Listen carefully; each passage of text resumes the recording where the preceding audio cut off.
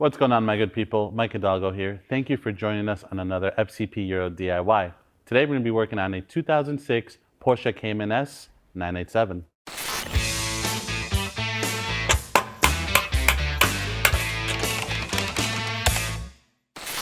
Today on the Cayman behind me, we're going to be covering how to replace your tie rods. This is going to be applicable to not only the 987, but the 986, 996, and 997 models as well. In front of me, we have a pair of TRW inners and outers, as well as some Lemforder boot kits, all of which are available on FCPEuro.com. Now, typically, these don't really have a wear interval like other suspension components do and steering components. The main reason is every time you drive a vehicle, every time you input anything on the steering wheel, these ball joints are at work, these axial joints are at work. So it truly depends on how you drive your car. Over time, you may feel a little bit of slop in your steering. Of course, accounting other suspension components being partially responsible. Usually what happens is either the axial joint will wear out or the ball joint end wears out on the outer tie rod, causing a little bit of slop.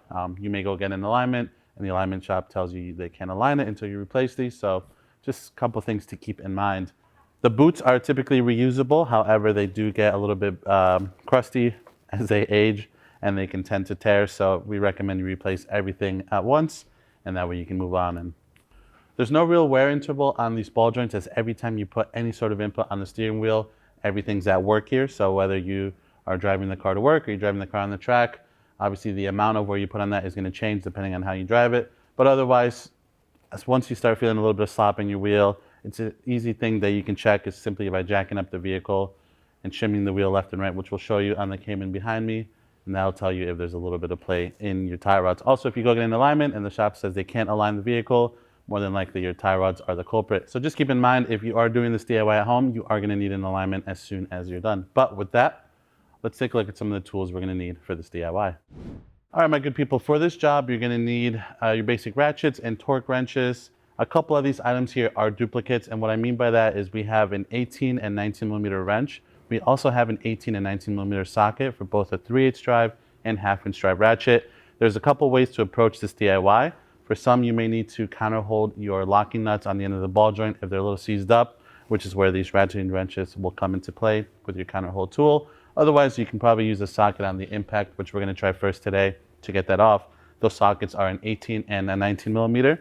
That is due to the factory hardware being a different size than the replacement TRW units.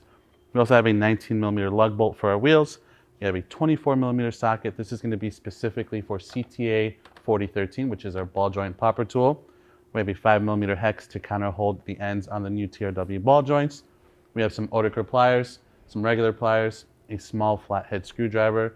We just need something with a little bit of length to help pop the old clamps on the end of the boots. We have a 1/4 inch ratchet. Some nice to haves are electric tools to get some of the big hardware off. We have some Loctite. This is a low strength Loctite. It's not necessary, but these cars don't use a locking ring on the back of the inner tie rod. So this just kind of helps everything stay in place. We have a paint marker for our hardware. And then we have our Lyle universal tie rod tool, which will also be linked in the description below, which will help us install and remove our tie rods. And last but not least, if you have a New England car like we do, some of your favorite penetrant spray is going to come in handy. So with that, let's go ahead and get started on this DIY. All right, my good people, we have the 987 up in the air, and I just wanted to quickly show you how you can check, an easy way to check for your tie rods, if they're worn or not. And all you have to do is jack up the corner that you're going to be working on, or you want to check on the front. You grab your left side and right side of the wheel, east and west, and you simply rock them back and forth a bit. As you can see and hopefully hear, we have a ton of play on this tie rod on the left side. Now, sometimes you'll be able to see the ball joint physically just flopping around on the end of the wheel carrier. Sometimes it can be the axial joint. At this point, again, I recommend you replace the whole thing. So without any further ado, let's get into it. My good people, today we're going to be focusing on the front passenger side of the 987. However, the steps are going to be identical for the driver's side. One thing to keep in mind, if you're able to jack up the front end of the car at once, put the key in the ignition. You don't have to turn it, and that will allow you to pivot your steering rack or your assemblies left and right, which will give you a little bit easier access to your tie rod ends and inners and all that good stuff, which we'll get into a little bit more detail. But Just keep that in mind. First things first, though, we're going to take our wheel off. We have 5 19mm lug bolts to remove. If you don't have an impact gun, you're going to want to break these free with your breaker bar on the ground first, then jack up your vehicle and remove the lug bolts the rest of the way. So we have our 19 on our impact. We'll just go ahead and zap these off.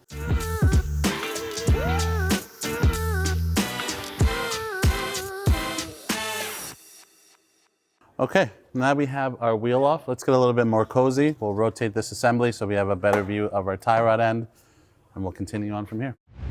All right, my good people, first things first on our laundry list of things to do is going to be to break this lock nut free. This is a 21mm nut. I've already hit it with some penetrating fluid. I even wire wheeled the area around it. Same with our locking nut at the end of our ball joint end, just to help get any corrosion off to make this a little bit easier. I would suspect these are original. We can look that up once we take them out. But a little bit of spray on there. 21mm wrench will do the trick. If you need to, you can counter hold the inner tie rod with a 13mm in case you don't want to put too much strain on the rack. So if it doesn't come out, we'll do that.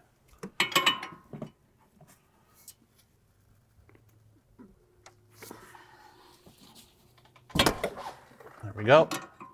That's exactly what we wanted.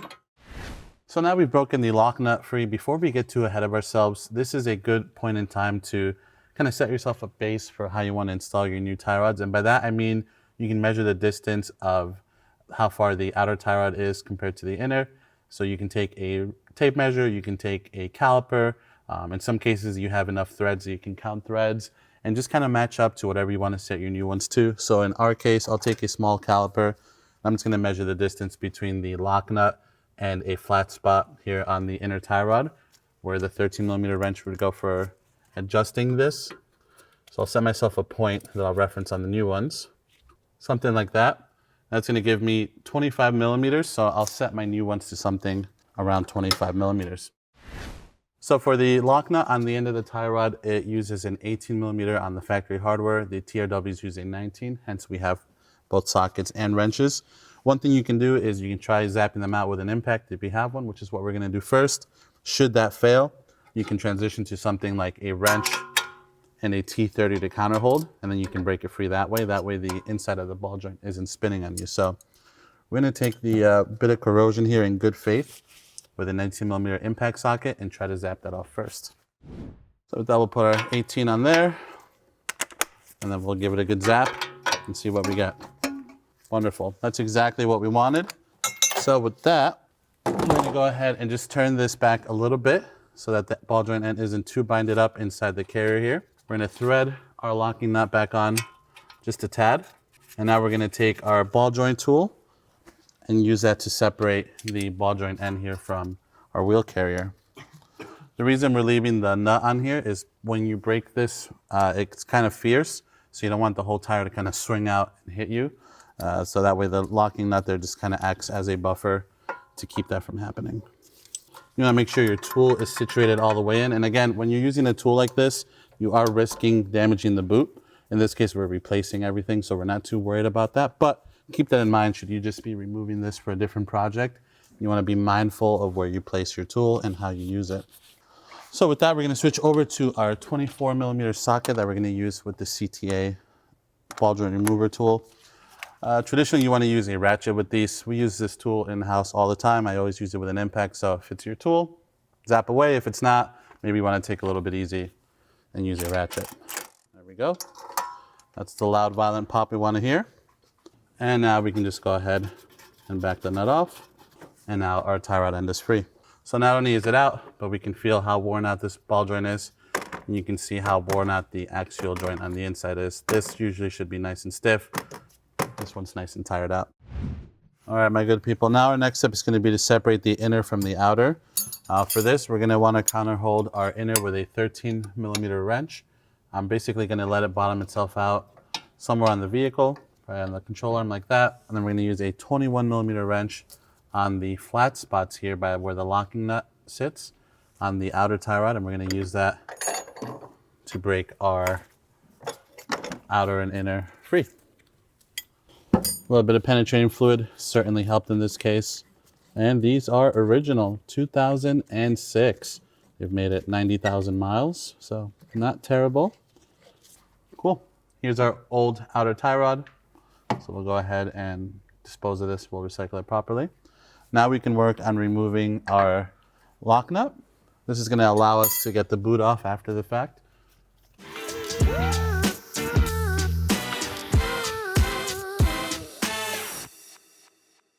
All right, now we have a small clamp on the end of our boot there to remove. That's where these simple pliers are going to come in handy. Nothing too special with that. There are pliers dedicated for these constant pressure clamps. If you have some of those, now would be the time to use it. But regular clamps will do the trick. Regular pliers will do the trick. Now we have that outboard clamp removed. Our next plan of attack here is going to be to get to the inner clamp. Luckily, the ear on this one is sitting up top. So we're going to get in there with our flathead screwdriver, and we're just going to work on breaking that clamp free. So let's do that now. So we're just going to try to get it jammed into this ear. Then we'll twist it back and forth, and there we go. And now with that, we can simply grab the whole boot and pull it out. I'm just going to boot and pull it out. This axial joint is toast. Don't forget to take the old clamp out as well. All right, my good people, now we're going to work on removing the inner portion of our tie rod. What we did off camera was just hop over to the left side, driver's side wheel, and turn it away from us, if you will, so that the end of the steering rack went in a bit. That way it's not fully exposed and we're not putting too much strain on it when we're removing this inside joint. So, you know, you let me know in the comments if you feel that does anything, but I feel it's better to not have the shaft fully out. We can risk damaging that. So we're using our 1 1/4 inch bit from our Lyle tool here. That's going to fit around the old outer tie rod, or sorry, the old inner tie rod. Now we're going to slip our tool over. We have the lock open on it right now so that the ears of our bit will go in. And we're just going to reach in here, make sure they're fully seated. Now our bit's locked. Beautiful. And so now the goal here, or the trick here, is going to be to pull on this Lyle tool out towards us. That way the 1 1/4 inch bit on the inside is fully seated around the head of the axial joint. And then we're going to take a 1/2 inch breaker bar or 1/2 inch ratchet and fit that into the end of the tool here. And what we're going to do here is we're going to keep tension on this tool towards us while we break it free. And that should be able to break the end of that joint off so we can remove this bit. All right, that felt promising. We can go ahead and remove this Lyle tool out of the way. Pull that back. And just to give you a better view of how this tool works, you're putting your bit on the inside of the joint first, then you're sliding it over. This bit has 2 ears that sit in there, and then you lock them in, and that keeps it from falling out. Pretty straightforward, super useful. I like using this tool a lot. And now we can just twist this end out. This is so worn that we're able to just turn the hex portion of this axial joint without spinning the rest of the rod. So that just goes to show how bad this was. So with that, there's one more thing to keep in mind. Depending on the manufacturer that you're buying these parts from, sometimes they will include a seal that goes on the end of the rack here, and that just helps seal off the elements with the boot. These are reusable, especially if they're not torn, which ours is in good shape, but sometimes they come with it. You can go ahead and replace them. It's just really a thick rubber band that sits in there. I'm just gonna wipe this area down a little bit. And now we can get ready to thread on our new inner joint. And then at this point, it's totally dealer's choice if you want to use a little bit of thread locker or not. Again, we're going to use a little bit of low strength thread locker and apply a small amount on the threads here. And then we'll feed it in by hand. And then we'll use our Lyle tool to torque it down. Barely has any play in it. Granted, it's going to break in once the car is driven, but this is a lot stiffer and it's going to provide a way better feel for the driver. All right, now that we have that seated by hand, my good people, we're going to grab our Lyle tool once more. We'll make sure to have the right bit. Sometimes the sizing can change between manufacturers. So in our case, let's see what we got here. For the new TRW inner, we're going to need the 1 7/16 bit. So we're going to set that in here. It's a little bit bigger, a little bit of a different size than the factory one that came out. We'll put our bit in there. We'll feed our Lyle tool in, and then we're going to torque this down to 80 Newton meters using a torque wrench at the end of our tool here. Same thing, we're gonna pull this tool towards us and we're gonna kind of keep constant pressure on it so that we can actually torque this properly. I'm gonna set our torque wrench to 80 Newton meters. And if you need to, get a second set of hands to help you with this. It can be a little bit tricky, but we're gonna give it a shot here. All right, we have a torque wrench set.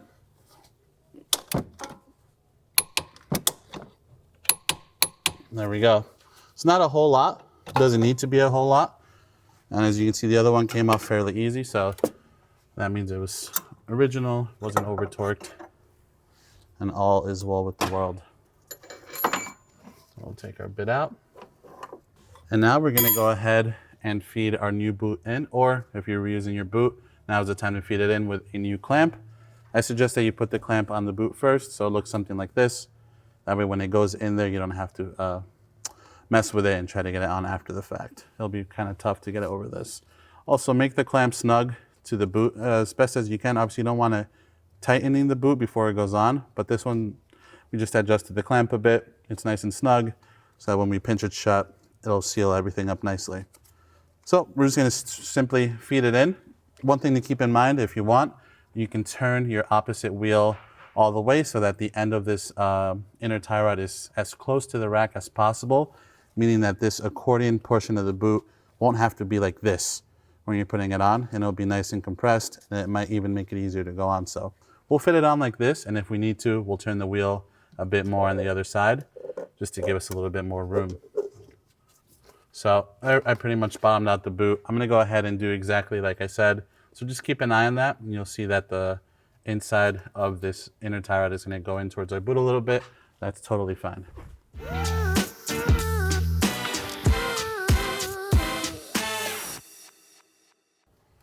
And that was exactly what we needed. It literally sunk in the boot and it pulled it over our rubber seal, and now it's nice and seated properly. So all we have to do now is pinch that Oderker clamp. So I'm gonna keep everything nice and compressed as it is, and we'll go ahead and get our tool in here and pinch this clamp shut. These are some Knipex 1099, 1220 for those of you that want the same pair. What's great about these is they can be used in normal fashion, meaning like this. The top portion of the head will do the pinching, but they also have a side feature to them so that we'll be able to go in sideways like this, which for this car is a super tight fit, and pinch them down like that. So super cool. Definitely recommend getting a pair if you plan on doing a lot of work with Oderker clamps. All right, we have our plier on. All right, my good people, and with that, our inside clamp is on. At this point, we can turn the wheel back a bit so that this can come out a bit more towards us, so it's a little bit easier to work with. So let's do that, and then we'll go ahead and situate the end of our boot on with this new clamp. Now with our clamp on, our next step is going to be to get our lock nut on. We're just going to go ahead and drive it in pretty far, not too worried about where it's set right now. And then with that, we're going to get our new tie rod end and get that one started as well. If you need to, go ahead and move the tie rod out a little bit so you have more room to work with. All right, now we're just going to kind of guesstimate, and we're going to get our lock nut about 25 millimeters away from the stop here on the flat spots, similar to how we did on the other side, just to get a rough eyeball alignment here, enough to get it to the alignment shop. All right, my good people, that can stay loose for now. We might have to adjust it a little bit more after. We can take our locking nut off the end here. We'll go ahead and feed this end of the ball joint into our carrier. Feel free to move it around if you need to have it angled properly. And we're just going to push it up. Then we're going to start this 19 millimeter nut by hand until it bottoms out. Now we have our lock nut started. What I'm going to try first is just putting some pressure underneath the tie rod here so that the tapered end sits into the carrier and maybe keeps the stud from spinning. If not, we would kind of hold it and snug it up, and then we're going to torque it down to 50 Newton meters.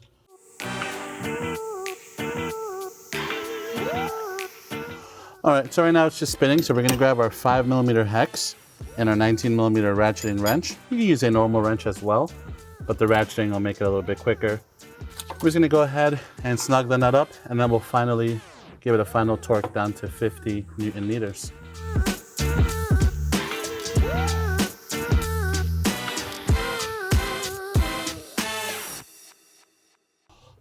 at this point, the nut is starting to snug up nicely. So we're gonna set our torque wrench to 50 Newton meters and just give it a final tightening down.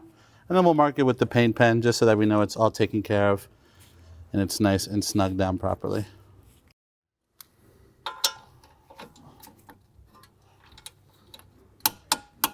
Beautiful, that's exactly what we wanted. We'll go ahead and hit it with the paint pen. This is just extra, not needed. And then at this point, I recommend you set your other wheel straight, keep it nice and straight, take a look at the steering wheel. If it looks like everything feels nice and proper to you, then from there, the next step is gonna be to take your locking nut and just snug it up. This is gonna get undone again once you take it to the alignment shop. So we're just gonna go ahead and snug it up with our 21 millimeter wrench. And we'll take our wrench, just give it a gentle snug.